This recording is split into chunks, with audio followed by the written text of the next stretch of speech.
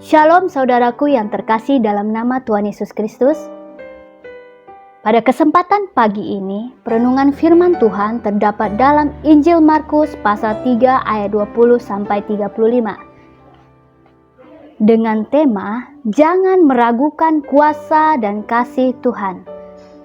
Berbicara mengenai Injil Markus, Injil ini merupakan Injil yang paling pendek dari kitab Injil lainnya.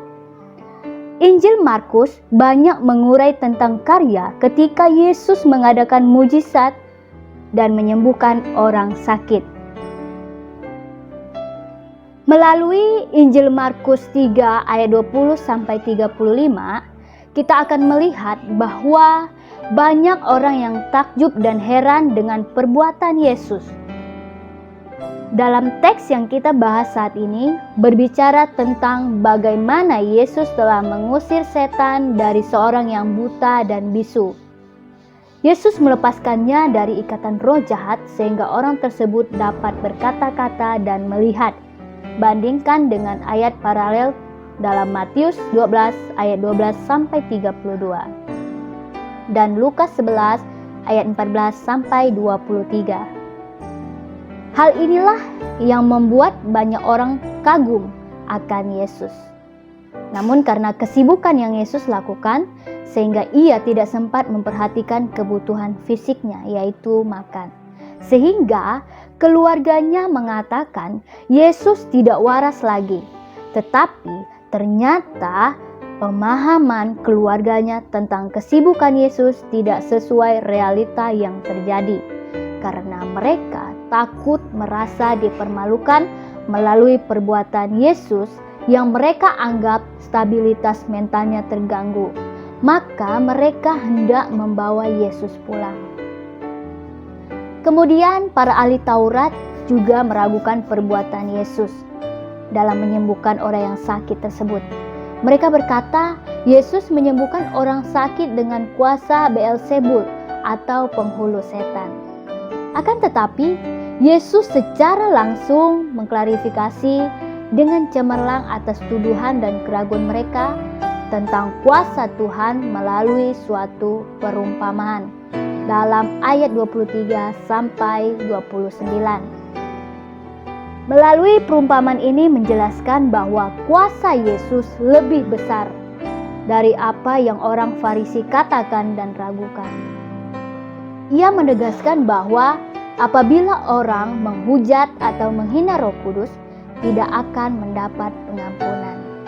Karena penghujatan terhadap Roh Kudus berarti menolak kuasa Allah.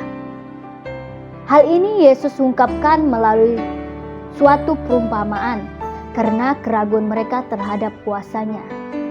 Jadi sangat jelas bahwa Yesus menyembuhkan orang yang sakit dengan kuasanya, bukan dengan kuasa Beelzebul, karena Yesus mengusir setan dengan kuasa Roh Allah, sebab Dia adalah Allah itu sendiri.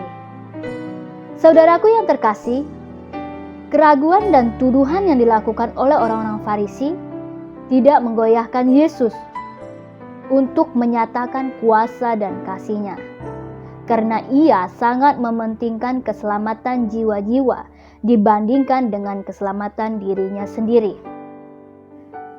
Bahkan ketika ibu dan saudara-saudaranya datang menemui Dia, tidak membuat Ia berhenti untuk memberitakan kebenaran kepada setiap orang yang mendengarkan firman Tuhan.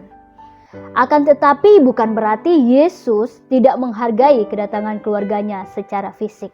Namun di sini Yesus ingin menekankan kepada kita bahwa orang yang berorientasi pada Allah, yaitu orang yang mendengarkan dan melakukan kehendak-Nya, inilah basis fundamental keluarganya. Dapat kita pahami bahwa Yesus tidak memandang kita secara jasmani atau fisik, tapi Ia memandang kehidupan rohani kita. Apakah kita mau mendengar dan melakukan firman Tuhan dalam kehidupan kita sehari-hari? Renungan firman Tuhan hari ini mengajarkan kepada kita untuk terus percaya kepadanya. Jangan pernah meragukan kuasa dan kasih Tuhan dalam kehidupan kita. karena Yesus sanggup untuk melakukan hal ajaib dalam kehidupan kita. Karena bagi Tuhan tidak ada yang mustahil. Apapun masalah dan rintangan dalam kehidupan kita, tetaplah percaya kepadanya yang mampu menolong hidup kita. Lakukanlah apa yang menjadi bagian kita, karena Allah turut dalam segala sesuatu untuk mendatangkan kebaikan. Selamat pagi, selamat beraktivitas. Tuhan Yesus memberkati.